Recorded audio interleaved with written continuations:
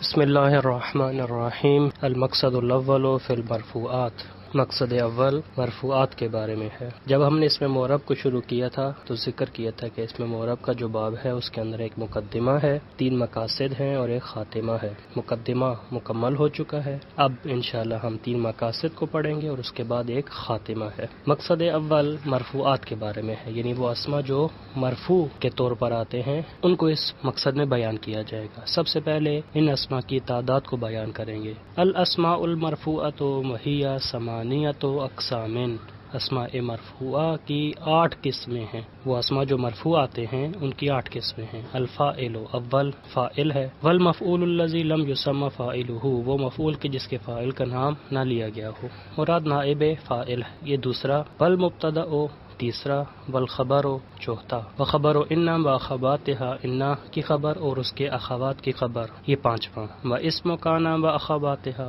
کانا اور اس کے اخوات کا اسم، یہ چھٹا۔ واسم ما ولا المشبہتین بلیس، ما اور لا جو شباہت رکھتے ہیں لیسا کے ساتھ، ان کا اسم بھی مرفوعات میں شمار ہوتا ہے، یہ ساتواں۔ وخبر لا التی لنفی الجنس، اور وہ لا کہ جو نفی جنس کے لیے آتی ہے، جنس کی نفی کرنے کے لیے آتی ہے، اس کی خبر بھی مرفوعات میں شمار ہوتی ہے، اور یہ 8واں مرفوع ہے۔ بس اول فاعل ہے کہ جس کو سب سے پہلے بیان کریں گے اور اس کے بعد باقی تمام کو ترتیب کے لحاظ سے بیان کریں گے۔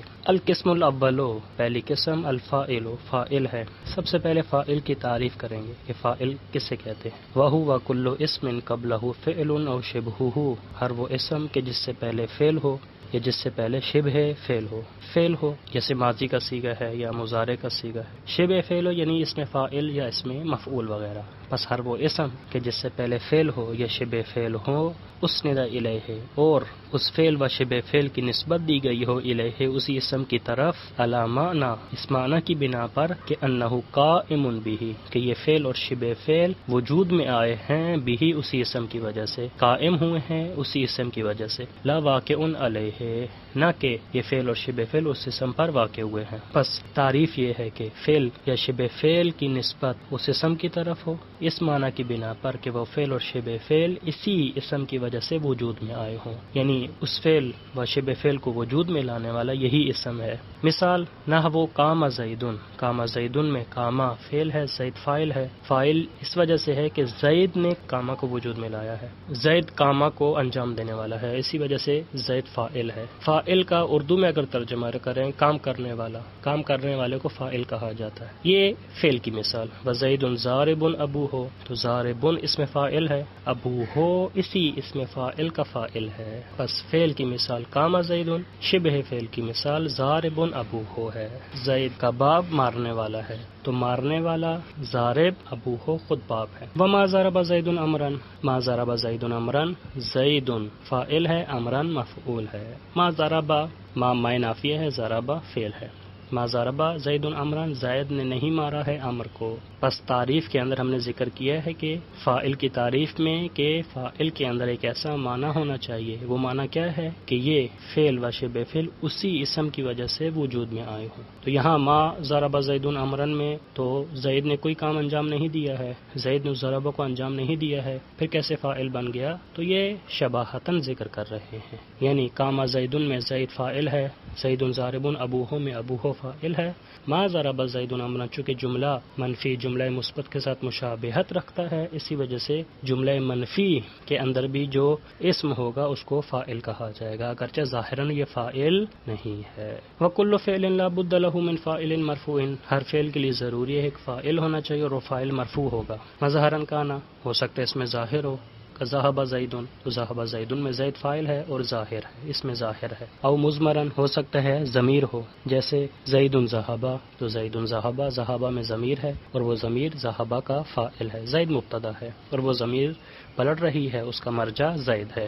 وَإِن كَانَ مُتَعَدِّيًا، اور اگر فعل متعدی ہوگا، كَانَ لَهُ مَفْعُولٌ بِهِ أَيْضًا مَنْصُوبٌ، تو اس کے لیے ایک مفعول بہ بھی ہوگا فاعل کے علاوہ، اور وہ مفعول بہ منصوب ہوگا۔ نحو زید ضرب امرا، ضربہ کے اندر ضمیر ہے ہوا، جو اس کا فاعل ہے، امرا اس کے لیے مفعول بہ بنے گا، چونکہ ضربہ فعل متعدی ہے۔ فعل لازم و فعل متعدی اس کو صرف میں بیان کر چکے ہیں، فعل لازم کیسے کہتے ہیں اور فعل متعدی کیسے کہتے ہیں۔ وہ فعل کے جس کو فقط فاعل کی ضرورت ہوتی ہے اس کو فعل لازم کہا کہا جاتا ہے، اور وہ فعل کے جس کو فاعل کے ساتھ ساتھ مفعول بہ کی بھی ضرورت ہوتی ہے اس کو فعل متعدی کہا جاتا ہے۔ فإن كان الفاعل مظہرا وحد الفعل ابدا، پھر اگر فاعل اس میں ظاہر ہے تو فعل کو ہمیشہ مفرد لایا جائے، فعل ہمیشہ مفرد ہوگا۔ فاعل اس میں ظاہر چاہے مفرد ہو، چاہے تثنیہ ہو، چاہے جمع ہو، لیکن فعل ہمیشہ مفرد ہوگا۔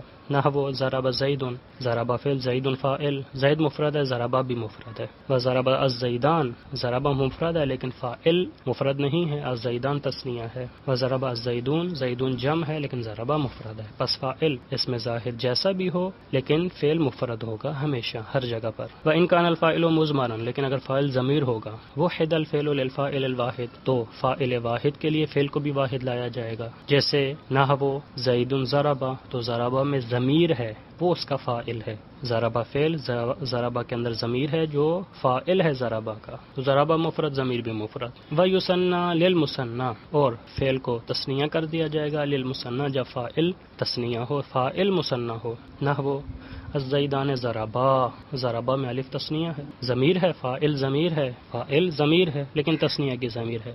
ویجمع للجمع، اور فعل کو جمع لایا جائے گا اگر فاعل جمع ہو، جیسے الزیدون ضربوا، کیونکہ ان تینوں مثالوں میں ضربا کے اندر جو ضمیر ہے وہ اپنے سے ماقبل اسم کے ساتھ مطابق ہے۔ اگر اس میں ماقبل مفرد ہے تو ضمیر بھی مفرد ہوگی، اگر اس میں ماقبل تثنیہ ہے تو ضمیر بھی تثنیہ ہوگی، اور اگر اس میں ماقبل جمع ہے تو ضمیر بھی جمع ہوگی، اگرچہ وہ فاعل نہیں ہے اصطلاحاً، چونکہ ضمیر کا مرجع وہی ہے، لہٰذا اگر اس کو دیکھا جائے تو وہ فاعل بنتا ہے، لہٰذا اس کے ساتھ ضمیر کا مطابق ہونا ضروری ہے۔ پس قاعدہ، فاعل اگر اس میں ظاہر ہے تو فعل ہمیشہ مفرد ہوگا، لیکن اگر فاعل ضمیر ہے تو پھر مطابقت شرط ہے اس میں ماقبل سے، اس میں ماقبل جیسا ہوگا ضمیر بھی ویسی ہوگی۔ وإن كان الفاعل مؤنثا حقیقیہ، اور اگر فاعل مؤنث حقیقی ہو، مؤنث حقیقی کی کیا تعریف ہے؟ وهو ما يوجد بأعضائه ذکر من الحیوانات، مؤنث حقیقی اس اسم کو کہا جاتا ہے یا اس مثلا ذات کو کہا جاتا ہے کہ جس کے مقابل میں موجود ہو ایک مذکر حیوانات میں سے، اگر مذکر موجود ہے حیوانات میں سے اس کے مقابل تو اس کو مؤنث حقیقی کہا جائے گا۔ پس وإن كان الفاعل مؤنثا حقیقیہ، اگر فاعل مؤنث حقیقی ہوگا تو اس کا حکم کیا ہے؟ انس الفعل ابدا، تو فعل کو مؤنث لایا جائے گا ابدا، ہمیشہ ہر مقام پر فعل مؤنث ہوگا، لیکن ایک شرط ہے، ان لم تفصل بین الفعل والفاعل، اگر فاصلہ نہ ہو فعل اور فاعل کے درمیان، اگر آپ نے فاصلہ ایجاد نہ کیا ہو فعل اور فاعل کے درمیان، اگر فاصلہ ہے تو پھر وہ بیان کریں گے۔ مثال قامت ہندن، قامت فعل، ہندن فاعل، فاعل مؤنث حقیقی ہے اور فاصلہ بھی نہیں ہے، لہذا قامت صیغہ مؤنث ہوگا فعل کا، قاما مذکر پڑھنا جائز نہیں ہے۔ فإن فصلت فلک الخيار، لیکن اگر آپ نے فاصلہ لے آیا، فاصلہ ذکر کر دیا فعل اور فاعل کے درمیان، فلک الخيار، تو پھر آپ کو اختیار حاصل ہے، پھر تذکیر و تانیث مذکر لانے میں بھی اور مؤنث لانے میں بھی، فعل کو آپ کی مرضی ہے مذکر لائیں یا مؤنث لائیں۔ مثال ضرب الیوم ہندن، تو ضرب فعل ہے، الیوم فاصلہ ہے درمیان میں، ہندن فاعل ہے، فعل اور فاعل کے درمیان الیوم فاصلہ ہے، یوم، الیوم مفعول فی ہے جس کو بعد میں بیان کریں گے منصوبات میں، الیوم مفعول فی ہے، تو ضرب فعل، ہندن فاعل، تو ضرب مذکر ہے، ہند مؤنث حقیقی ہے لیکن ضرب مذکر ہے، مذکر لانا جائز ہے، آپ کو اختیار حاصل ہے۔ وإن شئت تقول، اور اگر آپ چاہیں تو یہ بھی کہہ سکتے ہیں ضربت الیوم ہندن، الیوم فاصلہ ہے، ضربت مؤنث بھی لا سکتے ہیں۔ وکذالک فی المؤنث الغیر الحقیقی، اور اسی طرح ہے مؤنث غیر حقیقی میں، اسی طرح ہے یعنی مذکر لانا بھی جائز ہے، مؤنث لانا بھی جائز ہے۔ مثال نحو طلعت الشمس، تو طلعت الشمس، الشمس مؤنث غیر حقیقی ہے۔ مؤنث کی دو قسمیں ہیں، مؤنث حقیقی، مؤنث غیر حقیقی۔ مؤنث حقیقی کی تعریف ابھی ذکر کی ہے، مؤنث حقیقی کے جس کے مقابل میں مذکر ہو حیوانات میں سے، مؤنث غیر حقیقی کے جس کے مقابل میں نہ ہو مذکر حیوانات میں سے۔ شمس، اس کے مقابل میں کوئی مذکر نہیں ہے حیوانات میں سے، لہذا شمس فقط مؤنث ہے لیکن مؤنث غیر حقیقی ہے، حقیقی مؤنث نہیں ہے، لہذا اس میں مذکر بھی جائز ہے، مؤنث بھی جائز ہے۔ طلعت الشمس بھی پڑھ سکتے ہیں، ان شئت قلت، اور اگر آپ چاہیں تو یہ بھی کہہ سکتے ہیں طلع الشمس، طلع مذکر بھی پڑھ سکتے ہیں۔ ھذا، یہ جو ہم نے صورتیں بیان کی ہیں، اذا کان الفعل مقدما علی الفاعل، کہ جب فعل مقدم ہو فاعل پر، فعل پہلے ہو فاعل بعد میں ہو. واما اذا کان متاخرا، لیکن اگر فعل مؤخر ہو جائے اور جو فاعل تھا اس کو مقدم کر دیا جائے، انس الفعل، تو فعل ہمیشہ کیا ہوگا؟ مؤنث لایا جائے گا، چاہے وہ مؤنث حقیقی میں ہو یا مؤنث مجازی میں ہو. لیکن مثال فقط یہاں مؤنث مجازی کے ذکر کی ہے. الشمس طلعت، الشمس طلعت، تو الشمس مؤنث مجازی ہے یعنی مؤنث غیر حقیقی ہے، طلعت کا مؤنث لانا واجب ہے. یا اسی طرح مؤنث حقیقی میں بھی آپ کہہ سکتے ہیں الہند ضربت، الہند ضربت، ضربہ کہنا جائز نہیں ہے. وجمع التکسیر کالمؤنث الغیر الحقیقی، جمع مکسر جمع تکسیر مؤنث غیر حقیقی کی طرح ہے. جو حکم ہم نے مؤنث غیر حقیقی میں بیان کیا ہے، مؤنث مجازی میں بیان کیا ہے، وہی حکم جمع مکسر کا ہے، جمع تکسیر کا ہے. تقولو قام الرجال،